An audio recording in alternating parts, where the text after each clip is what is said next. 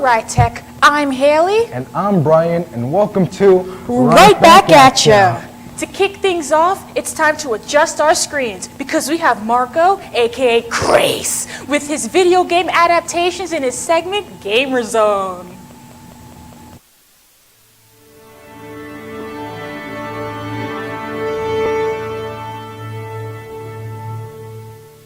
Hello everybody, welcome back to the Gamer Zone. My name is Marco Quiones, but you can call me Mark. In this episode of the Gamer Zone, I'll be talking about the live-action shows of Fallout and The Last of Us, and how this could be a new trend.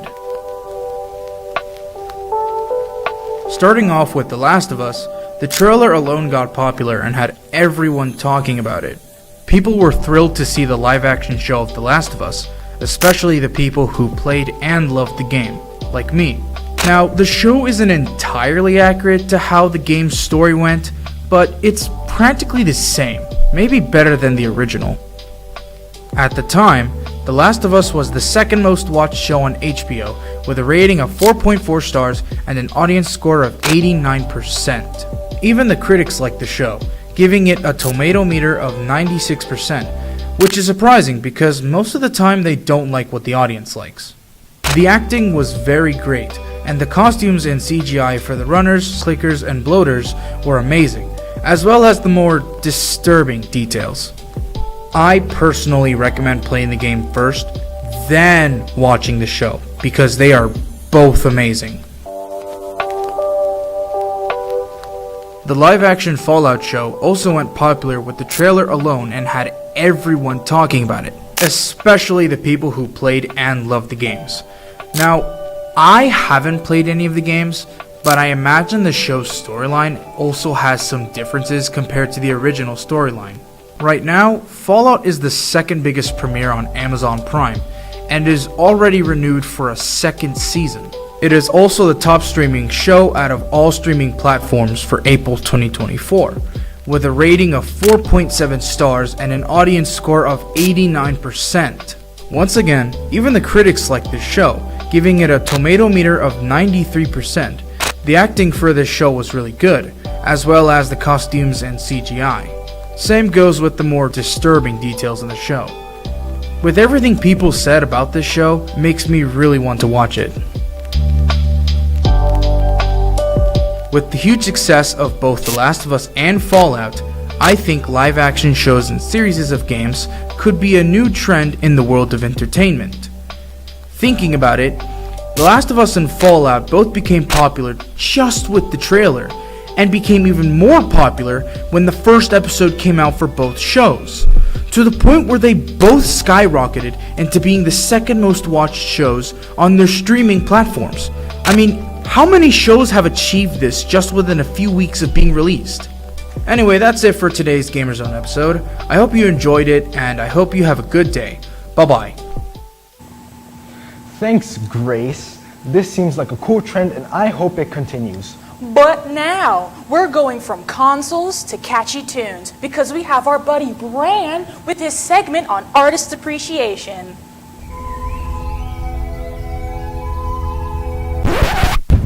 Hey you, don't watch that, watch this. One step beyond.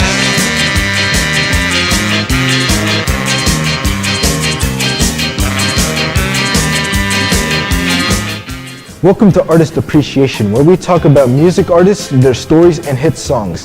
Today, we're going to talk about the nutty ska band Madness. Ska is a music genre that originated in Jamaica during the 50s that mixes Caribbean mento with jazz and rhythm and blues. Its defining traits are a walking bass line and offbeat rhythms. Ska serves as the predecessor for the two music genres that would be known as reggae and rocksteady. Two-tone, named after the record label with the same name, is a subgenre of ska that came around in the late 70s that would be characterized by a blend of traditional ska with punk rock. Madness is a British band that formed in Camden Town in 1978. They chose the name as a tribute to their favorite song from another ska artist, Prince Buster. The band consisted of 6 members: Mike Barson, Chris Foreman, Dan Woodgate, stage name Woody, Lee Thompson, Mark Bedford, and Graham McPherson, better known by his stage name Suggs. It wasn't until 1979 when the band gained their 7th member, Cathal Smith, better known as Chas Smash, his stage name. Madness would gain popularity when their debut studio album One Step Beyond had received much praise and sold incredibly well. Their hit songs from the album include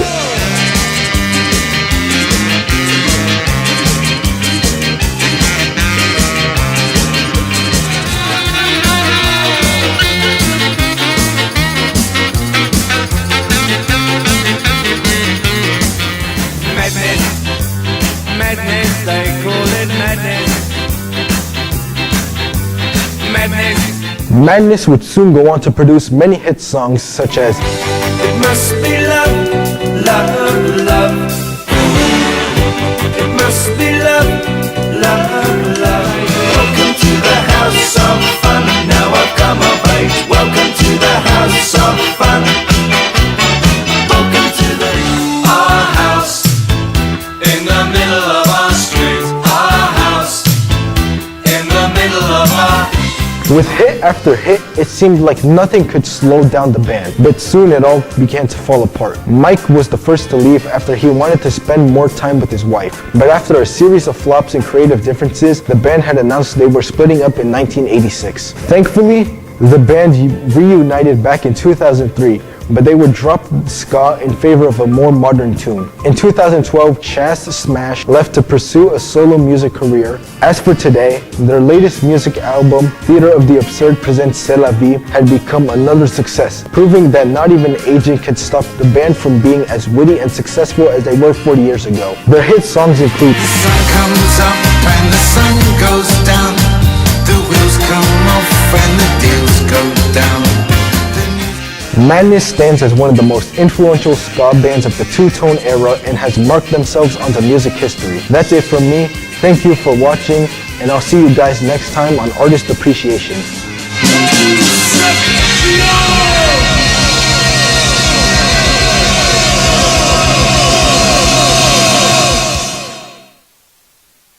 Wow, you really are mad about Madness. You can say that again. Wow, you really are mad about Madness. Well, now we're going to be diving into a big story happening in music currently. Give it up for Vidali with Kendrick versus Drake rivalry. Every second, every minute, man, I swear that she can get it. Say if you a bad chick, put your hands up high, hands up high, hands up high. This song is named Poetic Justice. It's made by Kendrick Lamar and also features Drake. It was made back in 2012, back when Drake and Kendrick were friends. Now in present time, Drake and Kendrick only feel anger towards each other. This beef goes all the way back to November 2011, where Drake features Kendrick Lamar in his Take Care album, which does good, with top songs like Camera's Good Ones Go Interlude, Crew Love, Headlines, and more. Now jumping to February 2012, where Drake invites Kendrick Lamar to open a Club Paradise tour. Like I said, this is my brother A$AP Rocky, this is my brother Kendrick Lamar. Later in October that same year, Kendrick and Drake would team up again and make Poetic Justice, which was a good hit song, number 26 on the Billboard Hot 100. Unfortunately, that would be the last time they would collab together, because the following year in August, Big Sean would release a song named Control, featuring Kendrick Lamar and Jay Electronica. In this song, Kendrick aims for Drake and many other rappers like J. Cole, Meek Mill, Tyler the Creator, A$AP, and others. But this is hip hop and them you know what time it is. And that goes for Jamaica, Big Crit Wale, Pusha T, Meek Mills, A$AP Rocky, Drake, Big Sean, Jay Electron, Tyler McMillan. I got love for you all, but I'm trying to murder you. These lyrics show the rap community that Kendrick is really competitive and he will do anything he can to be number one. This didn't sit well for Drake. He took what Kendrick said harshly. I don't know, it just wasn't real to me. It's like, I saw him after that and it was just like, love. So it's like, was that real or was that just like for the people? Ever since the song Control, nothing between them has been the same, because then Drake would go on to make his album Nothing Was the Same, with a specific song named Language that was aimed towards Kendrick. After that song, years would pass by and they would still throw in a couple lyrics in their songs aimed towards each other. Nothing groundbreaking. Not until October 2023, where Drake and J. Cole would release the song First Person Shooter, which scored their first Hot 100 #1 song together. Drop like a father to be. Love when they argue the hardest MC. Is it K-Dot, is it Aubrey or me? We the big three like we started a league, but right now I feel like Muhammad Ali. These specific lyrics caught the attention of Kendrick because then in March 22nd, 2024, he would go full attack mode in Future and Metro Boomin's song Like That. Won't drop the location, I still got PTSD. Mother the big three. It's just big me. Boom! At this point of the beef, this is where it starts to get really heated. On April 5th, 2024, J. Cole released his song 7 Minute Drill, but then went on to apologize to Kendrick and delete the song after. He'd be like, bruh, that was the lamest, like, goofiest, and I say all that to say, it made me feel like 10 years ago when I was moving incorrectly. J. Cole played it safe, but Drake still went on to make his song Push Ups, that released on April 19th, 2024, with Kendrick Lamar's supposed Shoes Eyes at the cover of the song. In this song, he doesn't only come after Kendrick, but he also comes after Metro Boomin. Drake did not only just release one song, he released two, another named Tailor Made Freestyle. Kendrick, we need ya, the West Coast savior. Engraving your name in some hip-hop history. If you deal with this vicious... Days after, on April 30th, 2024, Kendrick Lamar released a song named Euphoria, with the song title having the definition of euphoria. This song was a whole 6 minutes of him dissing Drake. After releasing Euphoria, Kendrick didn't even let Drake breathe, because 3 days after, on May 3rd, he then dropped a second diss called 616 in LA.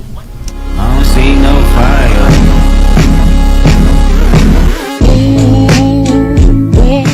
Drake then responds the same day with a song and a remix, one named Family Matters and the remix Buried Alive Parody, which he basically took from his song Buried Alive and made it a diss for Kendrick. Self-esteem. Also, Bobby, I wanna know what Whitney need.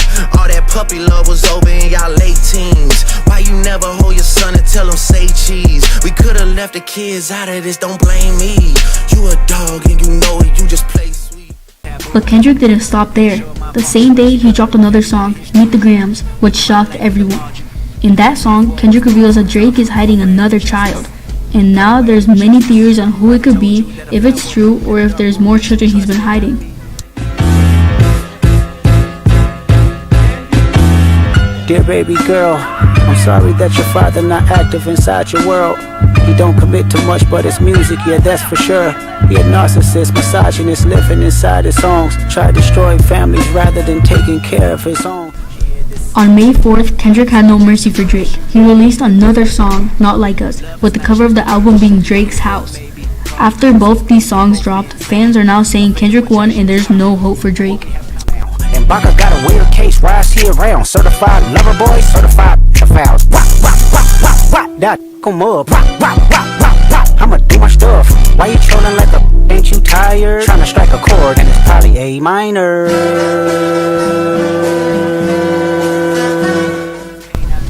To be honest, I'm not sure when this beef will end, but me personally, I enjoy it. I think it's pretty funny and both of them are definitely making a lot of money out of it. If you enjoy it too, let me know what you think. Thank you for watching. Oh my, that seems like some spicy drama from Drake and Kendrick. And speaking of drama, let's find out who here at Wright Tech is Team Taylor or not. Here's Clarina with a segment on Swifties versus non-Swifties. Hey chat, I'm Clarina, and one of the biggest music controversies today is the Swifties versus the non-Swifties. And today at Jam Wright Tech, I'm about to interview the Swifties and the non-Swifties to see why they do or they don't like Taylor Swift. We'll be right back at you. A Swiftie? I am a Swiftie. Many of you might know. So why do you like Taylor Swift? I didn't know I liked Taylor Swift. I went last May with my two daughters to her concert. I was lucky enough to get tickets and we went, and I just was blown away by the whole entire experience, the joyous buoyancy of girlhood. Are you a Swiftie? No. Why not? I dislike her music and it makes me upset. That white woman is so ugly. I just don't like her. She looked like a witch. How does she look like a witch? You know, pictures of her with her curly hair, and now she magically has straight hair. That's a lie. She got a wig on. She's practically bald. A lot of hate over there. Are you a Swiftie? Yes. So tell me, why do you like Taylor Swift? Because when you go to the concerts, you get a lot of bracelets for free. Her music, because it's really empowering. Empowering because it lets you know that you don't need that man. He's bad blood. Thank you, Rihanna. Y'all Swifties? No. Why not? Because Taylor Swift, she's done for. Literally, she's not Beyonce, and she would never be Beyonce. Beyonce's on top. Music is like, but it's like not good. I don't like it. Thank you. You a Swiftie? Yeah. Why? Because she did a good job at the Super Bowl and with Travis Kelce. So, you like her songs? They're alright. Thank you. Me personally, I think music is all about love. So whether you're a Swiftie or not, or you're somewhere in between like me, I think you should just respect everybody. So that's how for today between the Swifties and the non-Swifties. So stay tuned for the next episode of Right Back At You. Those were some pretty hot takes, but it's only the beginning with the criticism. Let's go to Nilsson and his segment on some upcoming movies to look out for coming to a theater near you.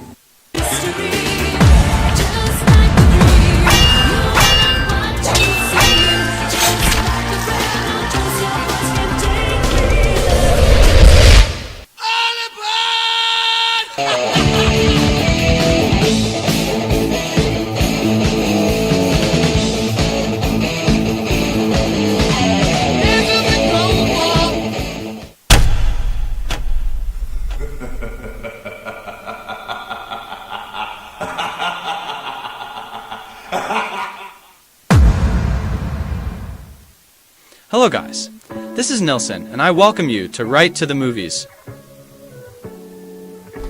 Inside Out 2, Joker 2, and Wolverine and Deadpool. While these seem as though they have nothing in common, they all do indeed have something that ties them together. They are all coming out soon in 2024. All movie watchers have been waiting a long time for these sequels to be released. The first one releasing will be Inside Out 2, releasing in June 14th of this year. Following the first movie, it centers around a girl named Riley and her emotions. From the first movie, her 5 core emotions: joy, sadness, anger, fear, and disgust. The new topic that this movie is planning to tackle is Riley's time in high school and her new emotions: envy, anxiety, embarrassment, and boredom. Hello! I'm anxiety. Where can I put my stuff? I'm envy. Oh, look at your hair. Oh yeah, not happening. It's what you would call the boredom. What's your name, big fella? That's embarrassment. These emotions being more or less portrayed as the villains of the story, bottling up the original emotions from the first movie. The original emotions have to get out of the bottle and help Riley get through high school. This is going to be a great movie to take your family to see. The next movie I'm going to talk about is Deadpool and Wolverine. Oh, hello. Releasing in July 16, 2024, this movie is probably the most anticipated out of this list. Fans have been eagerly awaiting this epic showdown between Deadpool and Wolverine, with Ryan Reynolds reprising his role as Deadpool and Hugh Jackman returning as Wolverine. Audiences can expect nothing short of an electrifying on-screen chemistry between these two beloved characters. While specific plot details have been kept under wraps, the synopsis says that the movie will see Wolverine recovering from his injuries when he crosses paths with Deadpool. Despite their classic comic book rivalry, they eventually team up to defeat a common enemy, leading to a series of hilarious and action-packed adventures. In classic MCU fashion, Deadpool and Wolverine is expected to deliver a unique blend of humor, heart, and spectacle. So mark your calendars for July 16th, 2024, because Deadpool and Wolverine is poised to be a blockbuster event that no Marvel fan will want to miss. The next and final movie that I will be talking about is Joker Foiledu. Now, see, I don't know if I said that right. I'm not French. But you don't have to be French to watch The Joker too. This Joker movie will be about a failed comedian named Arthur Fleck, also known as the Joker, meeting the love of his life, Harley Quinn. Tell us, what's changed, Arthur? Tell me what's changed. We're not alone anymore. While there isn't a lot of things that are said to be about this movie, as it is set in October, which is 5 months away, and there is only a teaser trailer for it. The one thing that I do know about this movie is it is going to be a musical, which I think is a weird directorial choice. And in my unprofessional opinion, I don't think this movie is going to be that great. I don't see why they would make The Joker a movie where a psychomegalomaniac that likes to kill people sing for the entire movie. But that's just mine. This has been Right to the Movies. I hope you guys enjoy, and I'll see you guys next time.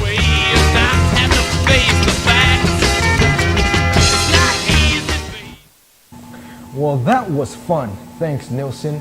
And now, last but certainly not least, it's me with Drawing of the Day.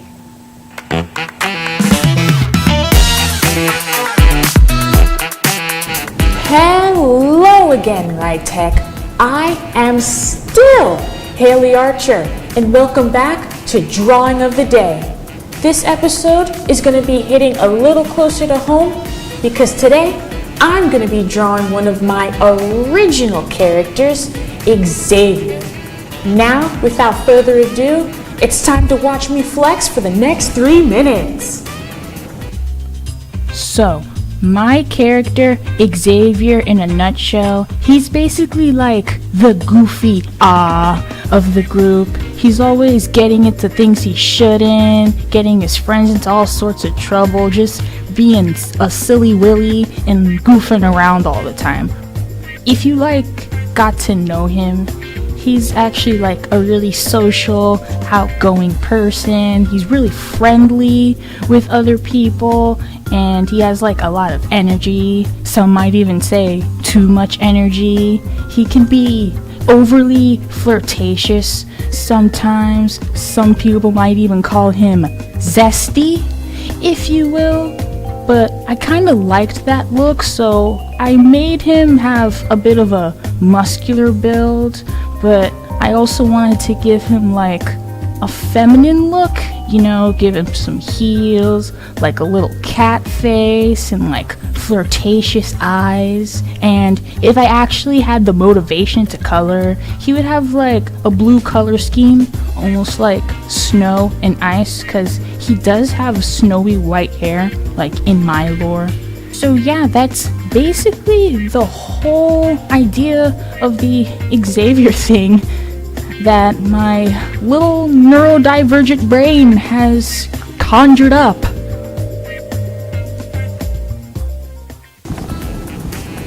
Well, there you have it. Not bad, huh? Now you all know a little bit about my characters and my creative process. If you enjoyed this video, make sure to tune in next time. As always, I'm Haley Archer, and we'll see you again on Drawing of the Day. Oh wow, you can draw! Indubitably! And to end things off in honor of Teacher Appreciation Week, we have a video from our DM freshmen thanking the teachers here at Wright Tech.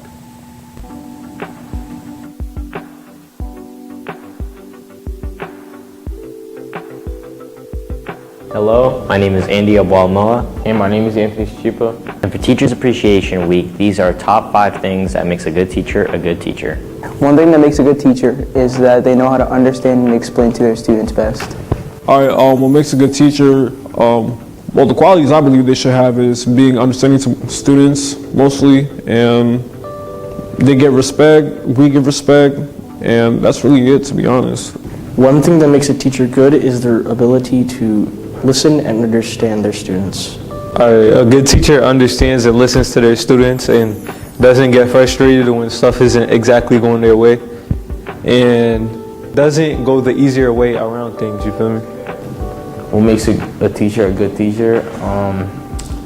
I'd say it's when the teacher actually cares for you and helps you out, with your work, generally cares for you, and helps your grades go up. I mean, that's basically it.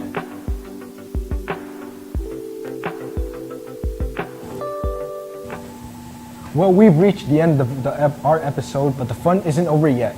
Make sure to tune in next time, and we'll be right back at ya. Keep your can't hang around. Our house in the middle of our street. Our house in the middle of our house. It has a crowd. There's always